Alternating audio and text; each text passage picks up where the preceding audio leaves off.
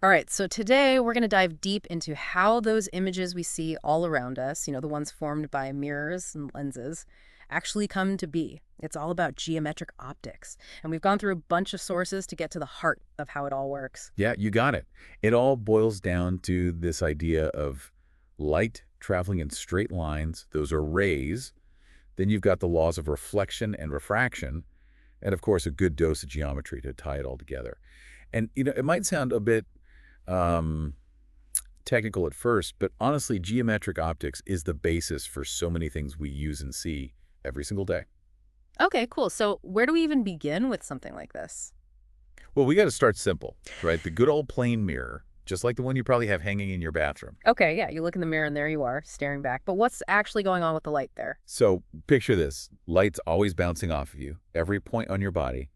And when those light rays hit the mirror, they do this neat thing. They bounce off at the exact same angle they hit it at.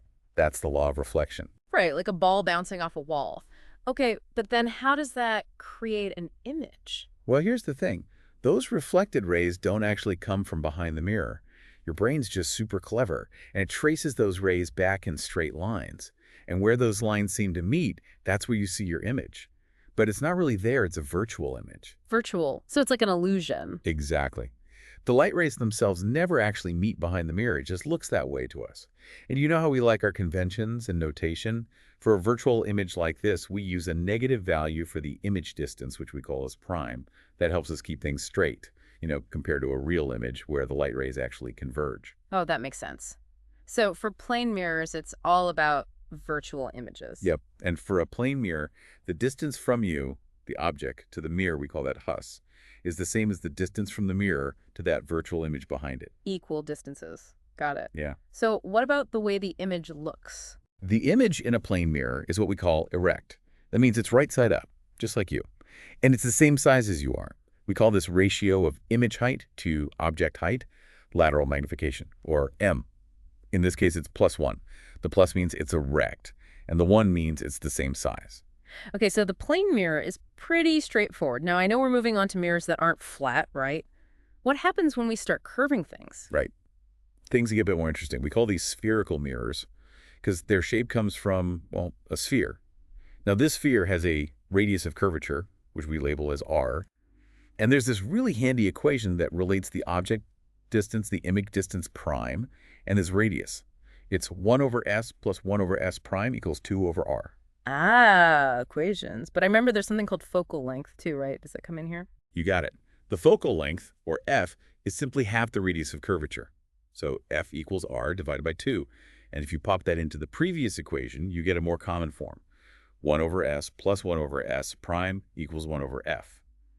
This focal length tells us how strongly the mirror converges or diverges light. Okay, so we've got this focal lengths now. What's the big difference between those inward curving mirrors and the outward curving ones? Concave and convex. That's where the sine of r, the radius of curvature, and by extension the focal length f, comes into play. A concave mirror, think of the inside of a spoon, has a positive r and therefore a positive f. Positive R and F for concave. Got it. What kind of images does a concave mirror create? That depends on where the object is relative to the focal point. If the object is further away from the mirror than the focal point, in other words, s is greater than f, the concave mirror will create a real and inverted image. Real means the light rays actually meet at the image location. You can project this image onto a screen. So, if the object is far away, the image is real and upside down. What if the object is closer to the mirror than the focal point? Now, that's when things get cool. If s is less than f, meaning the object is closer to the mirror than the focal point, the concave mirror creates a virtual image. This image is upright and magnified. It appears behind the mirror, just like with the plane mirror, but bigger. Think of a makeup mirror. Oh, yeah, that makes sense. The image in those mirrors is always bigger and right side up. So what happens to parallel rays of light hitting a concave mirror? Here's a key thing about concave mirrors. Parallel rays, like those coming from the sun, will converge at the focal point after reflecting off the mirror. That's how solar ovens work. They use this focusing power of concave mirrors to concentrate sunlight. Wow, that's pretty neat. Okay, onto convex mirrors, the ones that curve outwards. Right, like the back of a spoon. These have a negative r and therefore a negative f. And unlike concave mirrors, convex mirrors are kind of predictable when it comes to image formation. Predictable how? No matter where you place the object, A convex mirror will always create a virtual image that's upright and smaller than the object. Think of those passenger-side car mirrors. They give you a wider view, but everything looks smaller and further away. That's right. Those objects in mirror are closer than they appear mirrors. So parallel rays of light behave differently with convex mirrors. You bet. They diverge after reflection, meaning they spread out. If you trace those rays back, it looks like they're coming from a point behind the mirror. That's the virtual focal point. Makes sense.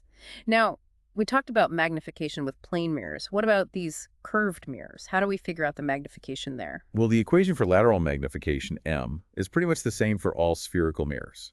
M equals y prime over y, which also equals negative s prime over sy.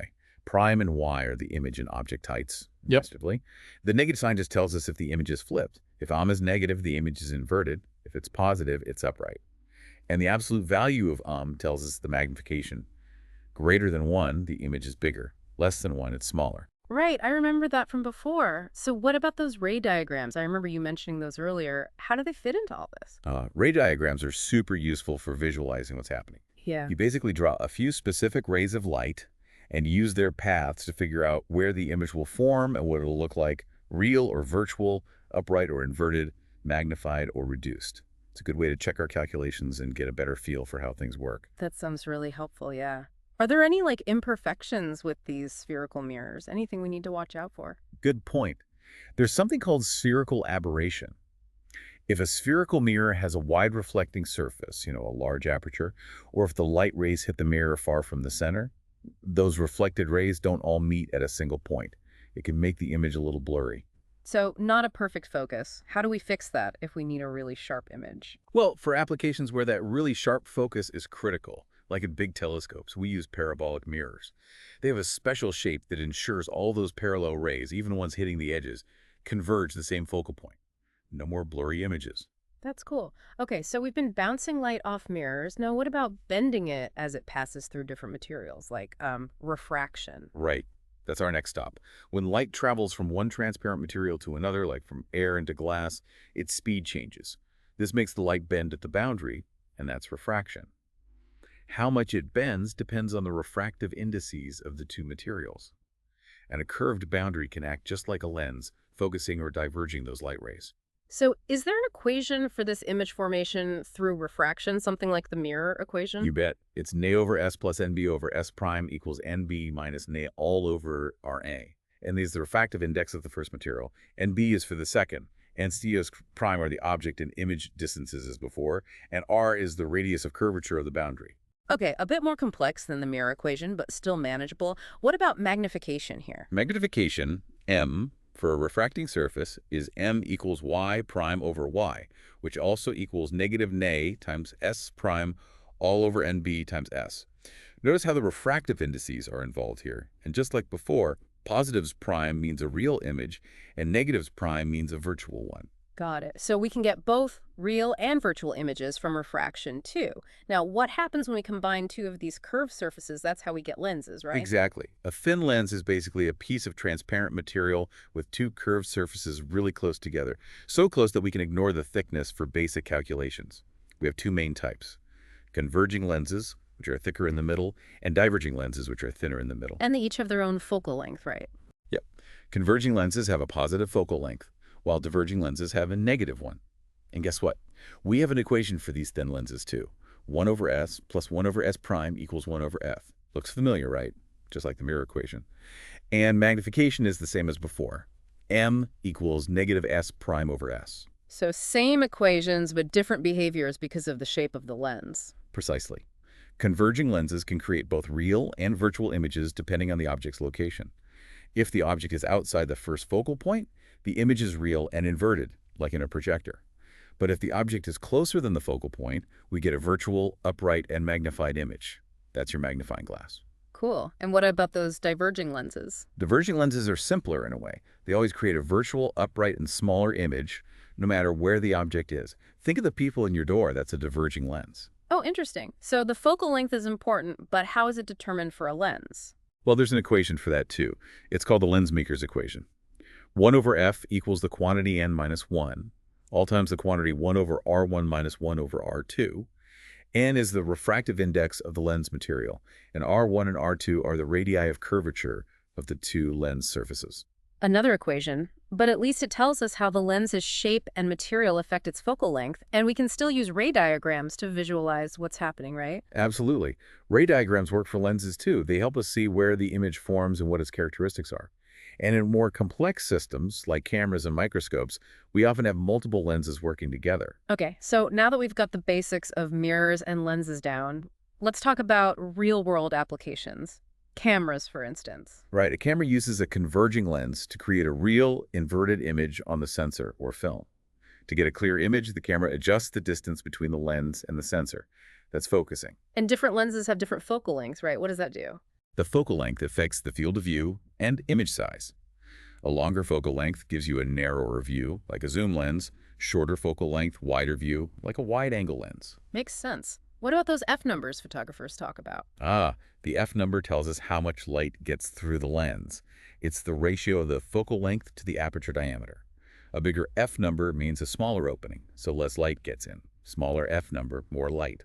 And zoom lenses are cool because they let you change the focal length, so you can zoom in and out without moving the camera. Wow, so much goes into a camera lens? Ah, Now, on to something even more amazing, the human eye. Right, the human eye is a fantastic optical instrument. The cornea and lens work together to focus light onto the retina at the back of the eye, creating a real inverted image. And our eyes can focus on objects near and far. How does that work? It's called accommodation. The muscles in the eye can change the shape of the lens, adjusting its focal length to focus light from different distances onto the retina. Cool. But not everyone has perfect vision. What are some common vision problems? Well, there's myopia, or nearsightedness, where you can see things up close but not far away. This happens when the eye focuses light in front of the retina. We correct it with diverging lenses, which spread the light out a bit. And what about farsightedness? That's hyperopia. You can see far away but not up close.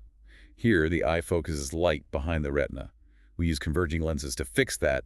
They help converge the light more. What about astigmatism? I've heard that one a lot. Astigmatism happens when the cornea isn't perfectly round. It causes light to focus at different points, leading to blurry vision. We use cylindrical lenses to correct it. And eyeglass prescriptions are given in diopters? What's a diopter? A diopter is just a unit of lens power. It's the reciprocal of the focal length in meters. Positive for converging lenses, negative for diverging ones. Okay, that makes sense. Now let's talk about magnification again, but this time with a simple magnifier. A magnifier is just a converging lens that creates a bigger virtual image. It's all about angular magnification. Basically, it's how much bigger the object appears to your eye when you look through the magnifier. So it's not the actual image size that matters, but how big it looks to us. Exactly. If the object is right at the focal point, the angular magnification is roughly 25 centimeters divided by the focal length. Important to remember that this is different from the lateral magnification we talked about earlier. Right, angular for apparent size, lateral for actual size. Now, what about microscopes and telescopes? They use multiple lenses for even more magnification, right? Yep. A compound microscope uses two lenses, an objective and an eyepiece. The objective lens creates a real enlarged image of the tiny object, and then the eyepiece acts as a magnifier to enlarge that image further. It's a two-step magnification process. Double the magnification. And what about telescopes? They're for seeing things far away. Right. A refracting telescope also has an objective and an eyepiece, but here the objective has a long focal length to capture light from far away. It forms a small, real image, which the eyepiece then magnifies. So opposite to a microscope, telescope uses a long focal length for the objective, microscope uses a short one. Exactly. Yeah. And the magnification for a telescope is just the ratio of the objective's focal length to the eyepiece's focal length. Makes sense. And there are those reflecting telescopes too, right? You got it. Instead of a lens, they use a big concave mirror to collect light and create an image. Then a lens magnifies that image. Using mirrors is a good way to build really big telescopes because making large, good quality lenses is really hard. Wow, we've covered a ton of ground today. From basic mirrors to complex telescopes. We sure have. We talked about reflection and refraction, real and virtual images, magnification, you name it, and how all these ideas come together in the optical devices we use every day. Yeah, it's amazing how something like light bending can lead to so many amazing things. It really makes you appreciate the power of those simple laws of physics. Absolutely. Understanding these basic ideas opens up a whole world of possibilities in optics and technology. It's pretty cool to think about how these principles are at play in nature, too, like in the eyes of different animals. They've all evolved these incredible visual systems optimized for their specific needs. Yeah, great point. Nature's a master of optics, using these same principles to help creatures see in all sorts of environments. Well, that's a wrap for our deep dive into geometric optics. Thanks for sticking with us. Thanks for having me. It's been a blast. Until next time, keep exploring the world with those curious minds. Absolutely. There's always more to discover.